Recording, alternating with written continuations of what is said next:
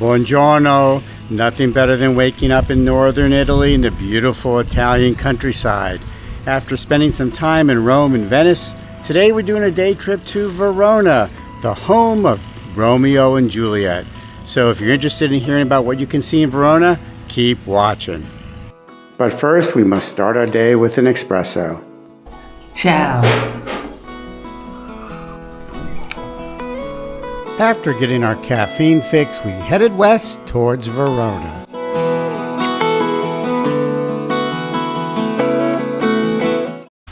So if you're coming in by car, we parked right near the historic center, maybe a 10-minute walk away. I'll put the name below, the name of the parking garage. Or if you're coming by train, the train is maybe a 20-minute walk from the historic center. So either way, you'll get here. So this parking garage we're at is underground, does have security. It's around 250 to 270 euros per hour. Fairly new. Now, if there's a line out front, just wait, and they let the cars in as the cars come out. And there are restrooms here. And the good news, if you use this parking garage, you can use the restrooms for no charge. No charge toilets are very rare in Europe. That's an understatement. The parking garage is right near the river. Walk towards the river and use Google Maps to help you. Walk along the river and then take the first bridge on the right. And that brings you to the historic center. So we'll take a walk through the town and show you some of the highlights. It's a good day trip. Okay, so our first stop is one of Verona's most well-known and famous bridges. And that bridge is that medieval-looking structure going over the river straight ahead. Castelvecchio, which is a Gothic fortress and an associated bridge. So the bridge in this complex you see in front of you was a fortress built back in the 14th century. The bridge was partially destroyed by the Germans during their retreat in World War II and then partially rebuilt. But you can see this was an entire fortress wall, tower up there. Amazing. And ongoing excavations of the site are still happening today. Take a look.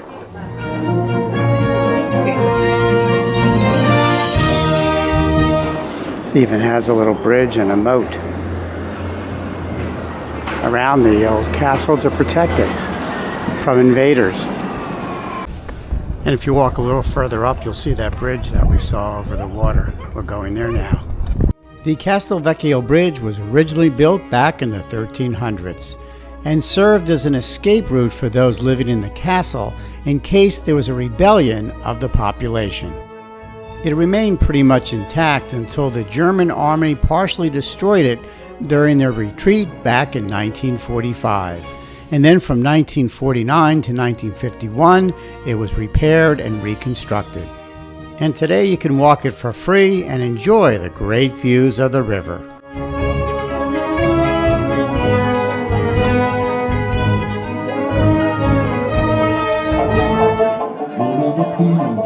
Mi sono svegliato, oh bella ciao, bella ciao, bella ciao, ciao, ciao. La mattina mi sono svegliato, ho trovato l'invaso.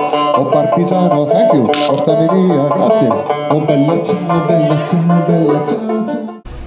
Okay, that was interesting. And a very short walk from that bridge is Verona's own Roman Coliseum, which is still in use today. As a matter of fact, it's the site where they had the closing of the 2026 Winter Olympics.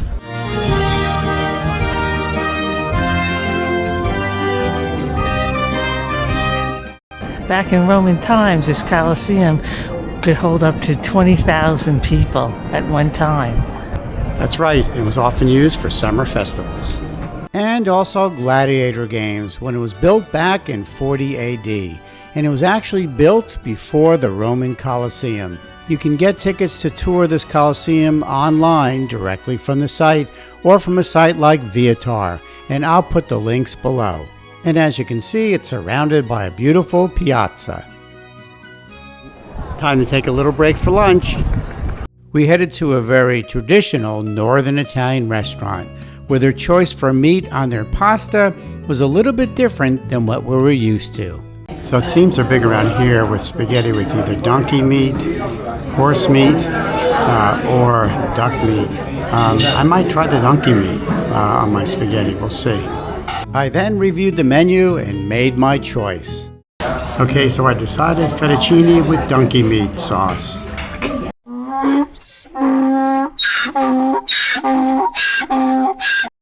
Here it is, fettuccine with donkey meat, something I've never had before. Good. I think it is the big rabbits. Tastes very good, nothing odd about it. That was good. So how does donkey taste? Sort of like a slightly gamey beef.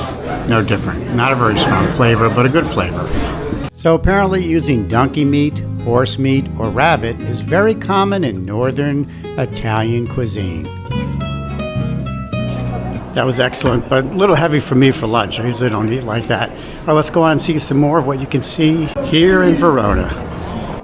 So this is Porta Leoni, one of the original Roman gates to the city. It's right here, right on the main street. You can see it. And to the right, I see some other ruins, Roman ruins. We'll walk back and get a good look. If you move over to the right, you can see other Roman ruins.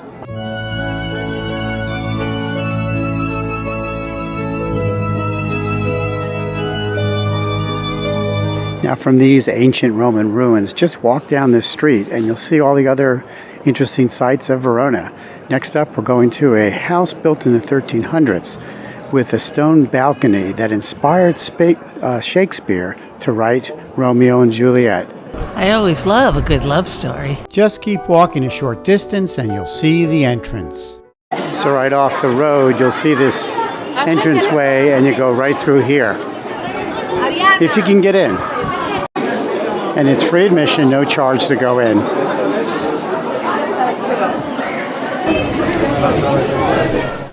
And there's the famous balcony that inspired the Romeo and Juliet story.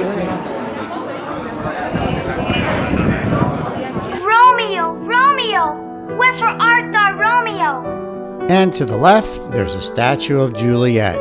And for some reason, it's a tradition here that when you come to visit, you have to rub her breast. I don't know why. Next up, Verona's tallest medieval tower, built in 1172. Let's go see it. The original tower was built by the Lamberti family, and it was struck by lightning in 1403, after which it was repaired and improved. And you can go up the tower. I'll put the link below for the website. Now in the square where the tower is, you'll see a lion with wings on top of that pillar. I don't know if you can make that out. That's a sign that this area was once part of the Venetian Empire. And right at the base of the tower, there's a little market here, but I think there's another market further up we're going to walk to. So actually I was wrong. The plaza with shops or vendors that I was looking for is right here underneath the tower. And this is where you can find a little bit of everything.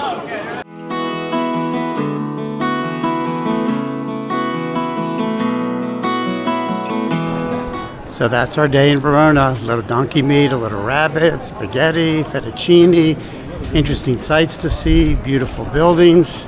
Until next time, safe travels. Next up, we're heading to the Dolomites.